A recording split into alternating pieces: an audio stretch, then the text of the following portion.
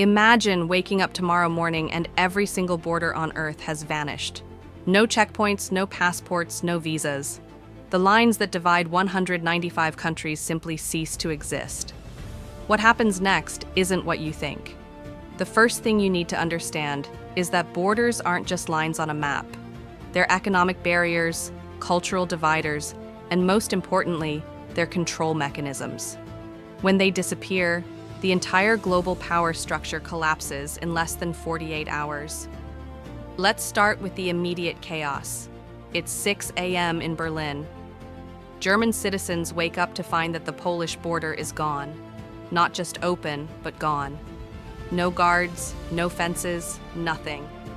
By 8 a.m., over 200,000 people have already crossed what used to be the border. They're not migrating, they're curious. They're testing reality. By noon, the Schengen area realizes something unprecedented. If borders don't exist, neither do immigration laws. The EU, which spent decades crafting migration policies, suddenly has no legal framework. Brussels calls an emergency meeting, but here's the problem. Half the officials can't even get there because air traffic control systems worldwide are failing. Why? Because international airspace is defined by borders. Now let's talk about what nobody wants to admit. The US-Mexico border processes about 1 million legal crossings per day. When it disappears, that number hits 15 million in the first week. Not because people are fleeing, but because the concept of legal versus illegal immigration becomes meaningless. Tijuana and San Diego merge into one continuous city within 72 hours. The same thing happens between El Paso and Ciudad Juarez. President Trump, or whoever's in office, declares a state of emergency. But here's where it gets interesting. The emergency doesn't work. The National Guard can't secure the border because there is no border to secure. Do they just stand in an empty field? The entire concept of border security becomes philosophical rather than practical. Meanwhile, in the Middle East, something unexpected happens. The Israel-Palestine conflict doesn't intensify, it evaporates. When there's no border between Israel and Gaza, between Israel and the West Bank, the two-state solution becomes irrelevant. Palestinians walk into Tel Aviv. Israelis walk into Ramallah. Benjamin Netanyahu and Palestinian leadership both lose their primary talking points overnight.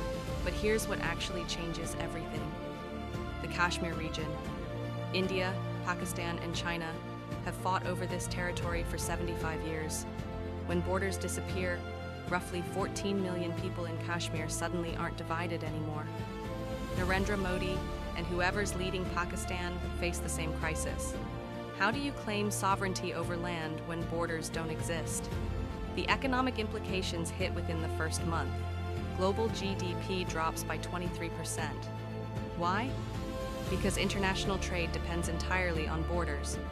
When a shipment leaves Shanghai heading for Los Angeles, it's governed by Chinese export laws and US import laws. Without borders, there are no export or import laws. There's just stuff moving around. Walmart's entire supply chain collapses. Their business model depends on manufacturing in countries with cheap labor and selling in countries with wealthy consumers. When borders disappear, wage equilibrium starts immediately. Why would someone in Bangladesh work for $2 per day when they can just walk to Germany and earn 15 euros per hour? They can't fly there, remember, because international aviation is in chaos, but they can walk. And millions do. This creates the largest human migration in history. Conservative estimates put it at 1.2 billion people in motion within 6 months. They're not refugees, they're rational economic actors. Lagos to London becomes a walking route. Mumbai to Dubai becomes a casual road trip. The entire concept of developed versus developing nations breaks down because people simply move to wherever the opportunities are. Now, currencies collapse. The US dollar's value was partially based on America's ability to control its borders and therefore its economy. When 400 million people entered the United States in the first year, the dollar loses 60% of its value. The same happens to the euro, the pound, the yen.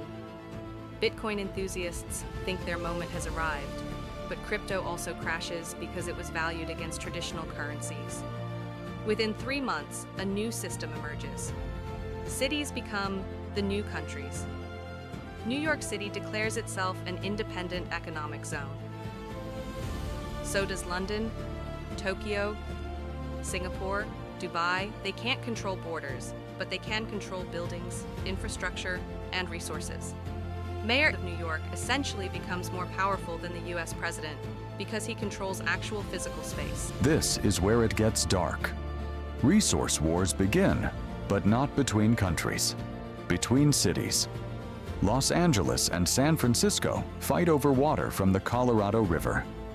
There's no federal government with authority anymore, so it's just two massive urban centers in a dispute. They don't send armies because national armies have dissolved. They send private security forces. In Africa, something beautiful happens. The borders drawn by European colonizers in the 1880s disappear. The scramble for Africa is finally undone.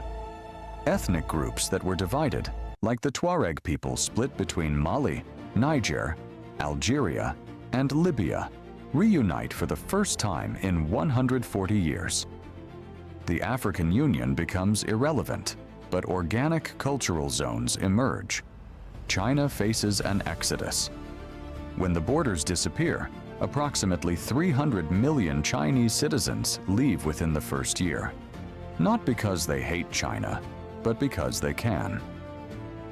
The Chinese Communist Party's control was always dependent on border enforcement.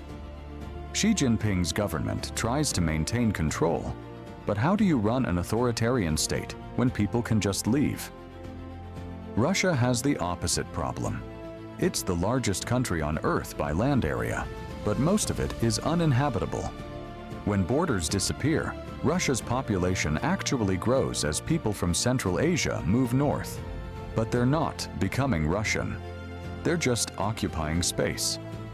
Vladimir Putin's concept of a Russian sphere of influence becomes meaningless when there are no spheres, just continuous land. Here's what happens to nationalism. It doesn't die, it transforms. People don't stop identifying with their cultures, but the culture is no longer tied to territory. Being Japanese stops meaning person from Japan and starts meaning person who practices Japanese culture, regardless of location. There are Japanese cultural zones in Brazil, Peru, and California that become just as valid as Tokyo.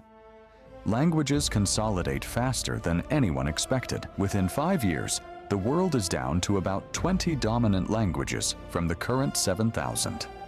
Not because of force, but because of utility. When people can move freely, they move to where they can communicate. English, Mandarin, Spanish, and Arabic become the primary languages, with regional variations. The United Nations becomes the most powerful organization on Earth, but not in the way you'd think.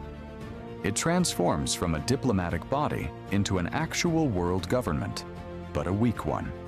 It can't enforce anything, but it becomes the only place where global coordination happens. Antonio Guterres, or whoever's Secretary General, becomes something like a ceremonial emperor with moral authority, but no real power. Healthcare systems collapse in wealthy nations. The NHS in Britain was already struggling. When 50 million people enter the UK in the first year, all with the legal right to healthcare, because there are no borders to define citizenship, the system fails. The same happens in Canada, France, Germany. Universal healthcare becomes impossible because the concept of universal was always based on a defined population. But in poor countries, something interesting happens. Medical professionals who left for better opportunities return. Not to their countries, which don't exist anymore, but to their regions, their communities. A Ugandan doctor who moved to London might return to Kampala, not out of patriotism, but because the economic gap has narrowed and they want to be near family. Crime explodes, then crashes. In the first year, international criminal organizations thrive. Drug cartels don't need to smuggle anything across borders anymore. They just move product freely. Human trafficking becomes easier. But then something unexpected happens. When people can move freely, they don't need smugglers. The market for human trafficking collapses. Drug cartels lose their primary advantage, which was their ability to cross borders that others couldn't. Policing becomes hyper-local. Instead of national police forces, every community develops its own security. Some are democratic, some are authoritarian, some are completely anarchistic. Tokyo maintains order through social pressure and community standards. Detroit becomes a collection of neighborhood militias. Mumbai develops a caste-based security system. There's no universal model. Food security becomes the biggest crisis. Countries like Egypt import 80% of their wheat from Russia and Ukraine. When borders disappear, the concept of imports becomes meaningless, but so does the concept of trade agreements. Egypt can't guarantee food supplies anymore. Neither can Japan, which imports 60% of its food. Famines hit within 18 months in regions that were dependent on international trade. Thank you for watching Part 1. Subscribe for Part 2.